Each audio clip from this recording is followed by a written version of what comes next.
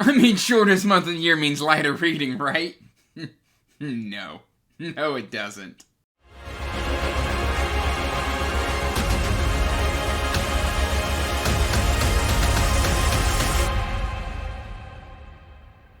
I want to start this video by giving a huge thank you to my top tier Wizard Master patrons: Chris, Nico, Cody, Sharon, Patrick, Leslie, Ryan, Jennifer, Jordan, and Stitch. Thank you so much. Hey everyone, welcome back to the channel. As always, guys, I am Andrew. Today we have got our February 2022 wrap-up for you. We are just going to jump right on into this thing because I've got a lot of books to talk about. I've got DNFs, I've got pushes, I've got 5-star reads, I've got 4-star reads, and I've got a 2.5-star read. Overall, though, it has been an amazing reading month. I am currently filming this on February 21st, and you're going to see why. So I haven't finished all of the books on my TBR, but I do have 3 in progress currently right now, with only 2 not started. So we're going to go ahead and wrap this up because I've got a pretty good guess on where this month is going. Overall, so far, I've had 4 absolute 5 stars, 4 4-stars, 1 2.5-star, 1 push, 2 DNFs, and then we're going to kind of talk about what I've got in progress, how I'm feeling about it, and then what I've got left to read. So overall, let's start with the negatives. The negatives are my DNFs. I had 2 series DNFs this month, and that's going to be the Winnowing Flame trilogy by Jen Williams and the Legends of the First Empire by Michael J. Sullivan. Both of these series, they just weren't, I wasn't vibing super well with them. The Bitter Twin, I was reading the Bitter Twins. We are hosting a read-along on the Whistler Duo Discord for that. That is still ongoing, wrapping up in March for this trilogy, and I wasn't vibing with it. It's a super unique world. But at the same time, like, not a whole lot was happening, and what was happening just felt kind of forced, or it wasn't happening in a super engaging manner, and I wasn't really connecting with these characters. I got about 40% into book 2, and I was like, you know what? If I keep pushing my way through this, I'm just going to send myself into a reading slump. So I decided to DNF the series. My next DNF, of course, I have mentioned, was Legends of the First Empire by Michael J. Sullivan. I was reading book 2, Age of Swords, and I did a review of Age of Myth, and I was like, it was okay. I had problems with it, and then the problems just kept compounding in book 2. There's this weird side quest that didn't feel necessary, and then, like, there's certain tropes. I'm starting to realize I'm kind of picky on the way certain tropes are presented to me. When I'm reading a fantasy novel, I don't expect everybody to be able to read or certain things to be inherent, but like there are certain like invention tropes where like you're inventing something incredibly basic. I don't feel like I should have to read that. I won't really go into too deep there, but like certain things there, I was just like, no, absolutely not. And I was getting angry at the book, and I decided to put it down and just DNF the whole series. I unhauled both of these series already. They're no longer in my collection. I will not be continuing them. That said, let's also talk about what got pushed this month. And we're all super busy individuals, and life happens. And we've been doing one a month on the Long Price Quartet. The live show for the third book has been pushed to, I believe, the first weekend in March. And that's going to be hosted on Sarah Reed's channel. We just got a little bit busy. So I've already read the 3rd book, but I decided to hold off on reading the 4th book, A Price in Spring, which I was initially going to read this month. This is being moved to March, just so that I don't have prior information on how the series is going to end prior to the live show. Like, I want to go into the live show with my eyes, like, you know what I mean. Like, I don't want to read the 4th book and then just kind of be holding back during that live show. So I'm going to push The Price of Spring into March. And I'm really loving this series, and I can't wait to conclude it. All right. Now on to what I've read. And what's really disappointing is I gave the first book in this series 4 stars. It didn't initially start out that great for me, but it won me over in the end, and I really enjoyed the experience. This, I believe, on Goodreads it says it's 3 stars. It's closer to like a 2.5 stars. This is First Writer's Call by Kristen Burton. And this is the second book in the Green Rider series. I'm going to give the series one more book to see if it's for me.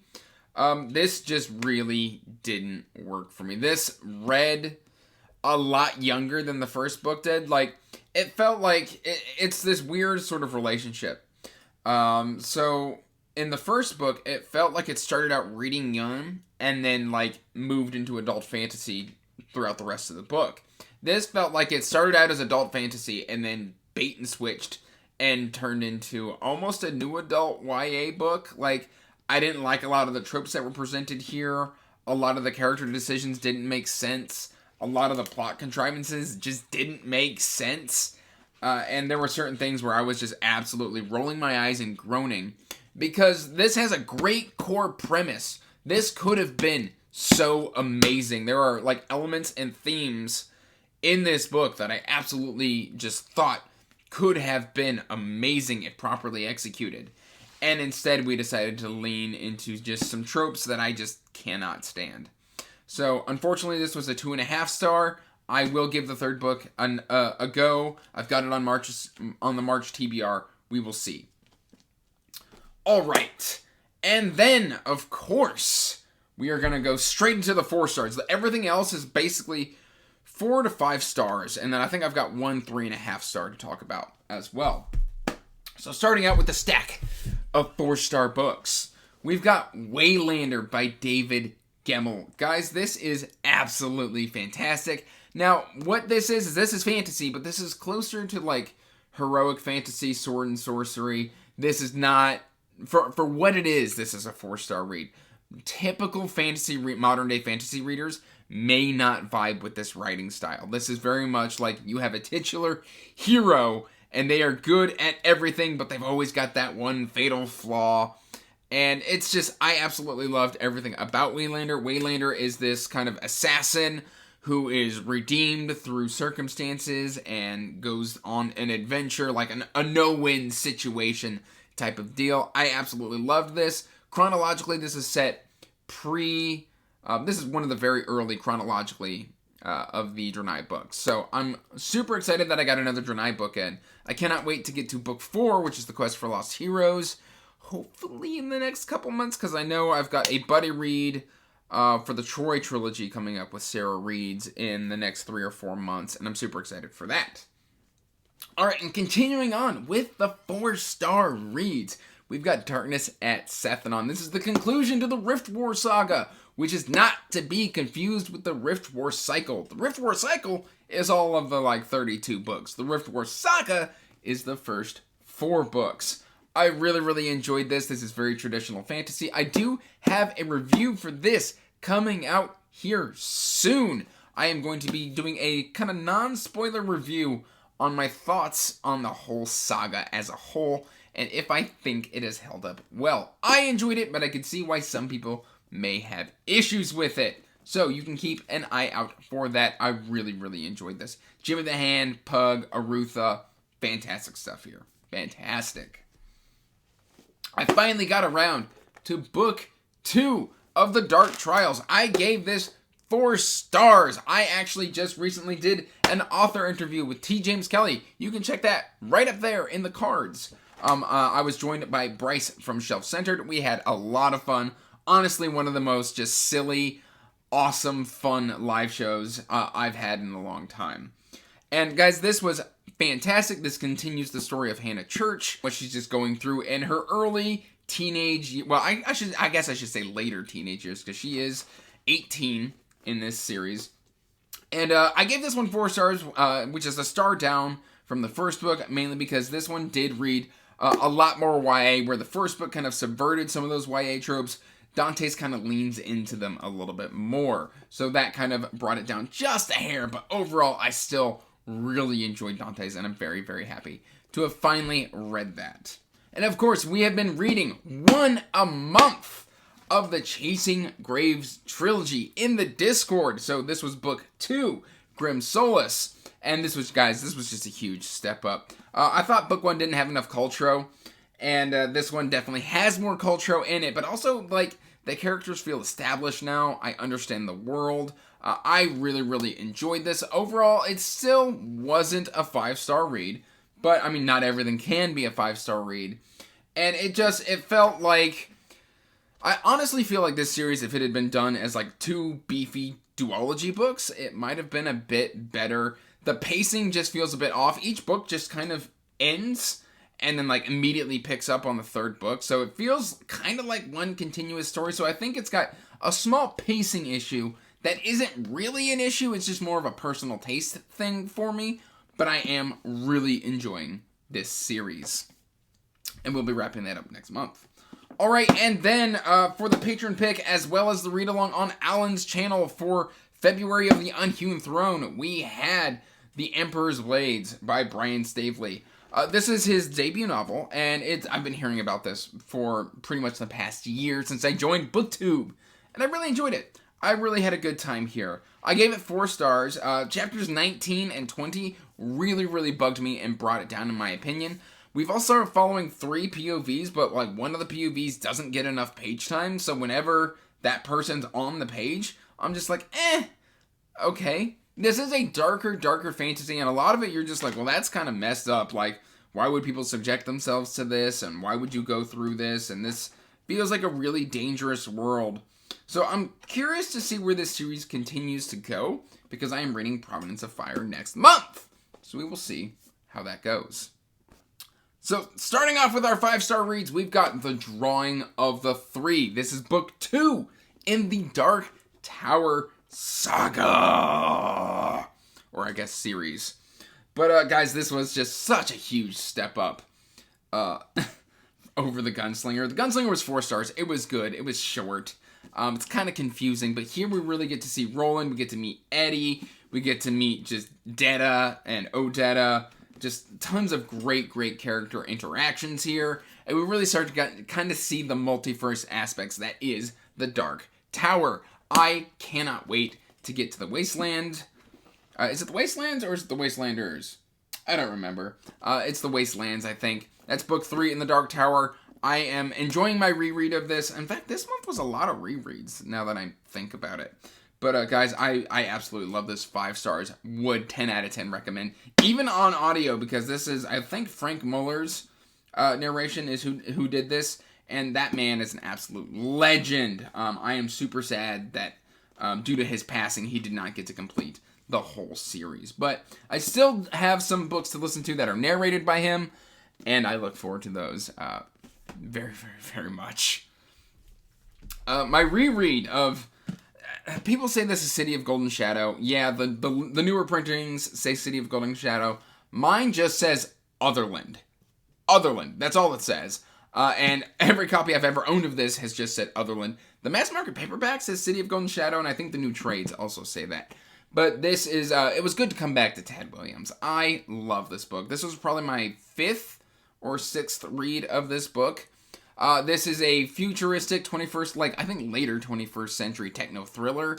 It's got sci-fi, it's got fantasy, it's got just so many complex elements. We're following like 4 or 5 different POVs, and then like Tad Williams just pulls them all together. There is like an evil cabal here of rich people, and just, I mean, it's a chunker. It's a big, beefy book. But I really enjoyed the adventure and the journey.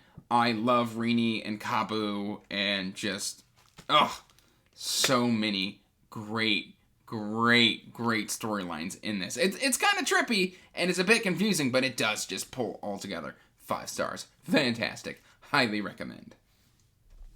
And of course, I finally did my reread of The Eye of the World by Robert Jordan. Guys, it was so good to finally listen to the audiobook narration by Michael Kramer. This was my 9th-ish read. I'm guessing here because I've read this so many times, and it was so good. I did my non-spoiler thoughts. I did have somebody say that, they thought I had some kind of mild spoilers in that review, so I'll go ahead and link it up in the cards, but, you can go into it with wide open. There might be mild spoilers there. I didn't consider anything in that video to be super spoilery. Of course, I do talk about the audio narration and things that I missed that kind of were more more prevalent to me within this time through, because Michael Kramer's inflection just adds so much that like I picked up on a lot more stuff that I usually missed upon reading The Eye of the World. And you really get to see that Robert Jordan had most of the story planned out. He at least had the ending planned out when he wrote the first book, which is kind of really cool to see. And then my last 5-star read is Whining Dark by Christopher Rocchio. Why did I wait so long to read this? This was just so fantastic. Initially, I soft DNF'd this book because like I had a knee-jerk reaction to the start of the book. And I was like, what are you doing to me, Christopher Rocchio? What are you doing to me? Like, you had this perfect hook at the end of Empire of Silence. Right there. I'm pointing right at you, Empire of Silence. I'm looking at you. And then, like, I started Whining Dark, and I was like, this isn't what I wanted. This isn't what I expected. And then, like, I finally came back to it, and it blew my mind. Like, it felt like Christopher Rocchio just consolidated everything and found his authorial voice, which was already super strong, and then just came out swinging. So that was my last completed 5-star read of the month. So I mentioned, I'm not even done reading this month. This is the 21st. Well, what do we have got going on? Well, we've got this stack of books right here, and you can see bookmarks. I am currently 25% into The Iron Crown by L.L. McCree. This book I'm anticipating a 5-star. So far, I'm 25% in, and I have loved every single page. This is so good. The magic it felt fantasy AF. As soon as you start the book, like you start out with an amnesiac, and then he's confronted by a dragon forest spirit. And that is just so cool. Like, the concept of the spirits just, for some reason, vibes with me. And then we've just got Calidria, who is the daughter of, I think, a Thane or something. I forget the actual term. Oh, no, Laird. Daughter of a Laird, who has recently passed, and she's going to confront that. And this is just so cool. I'm loving the character relationships. I'm loving the characterizations. So far, I can tell I'm in a fantasy world, but like it's not super heavy-duty fantasy, and I'm just absolutely loving it. I love this.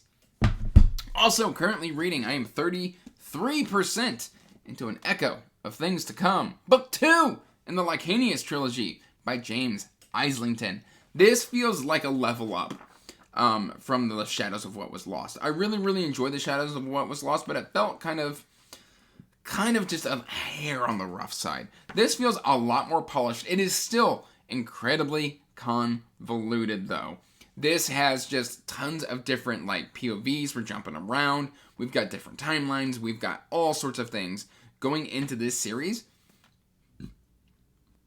that a lot of the time I'm just like, I'm slowly trying to just piece it together. So this is a complex fantasy that you do need to pay attention to in order to get the full benefit of reading this.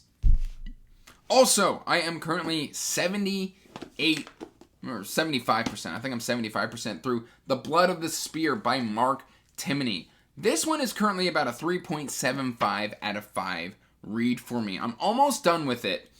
And this, I will be doing a full dedicated video for this. I really enjoy this. As a debut, this is a really strong debut. You can tell Mark loves The Wheel of Time. And I will discuss more about that in the dedicated book review. Alright, so that's what I'm currently reading. And so literally, as I wrap those up, I'm expecting to have all of those done this week. And then that leaves me room for 2 more books. And I am slotting in Demon in White. This is the third book by Mr. Christopher Rocchio, third book in Sun Eater, because in March 22nd, I believe, Kingdoms of Death, which is book 4, drops in this series. So I want to be caught up so I can start this as soon as possible that it will fit within the TBR. Guys, I absolutely cannot wait to start this. I'm anticipating another 5-star read here. Alright, and then also I can't forget to mention my digital reads, because I came this close to forgetting.